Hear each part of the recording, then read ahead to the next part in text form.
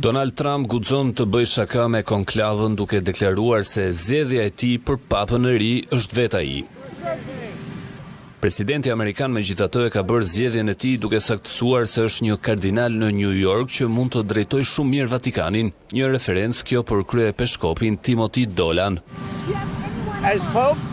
Preferenca për pap. Dëshiroj që unë të jem pap. Kjo do të ishte zgjidhja ime e parë. Nuk e di. Nuk kam ndonjë preferencë. Por më duhet të them se ne kemi një kardinal që gjendet në një vend të quajtur New York, që është shumë i mirë. Por të shohim se ç'do të ndodhë.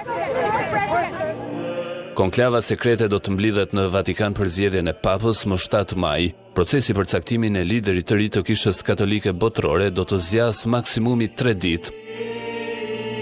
Rreth 135 kardinal, të gjithë nën moshën 80 vjeç dhe nga gjithë bota janë të kualifikuar për të marrë pjesë në konklav dhe për të vendosur se kush duhet të jetë udhëheqësi i ardhshëm i Kishës me 1.4 miliard antar.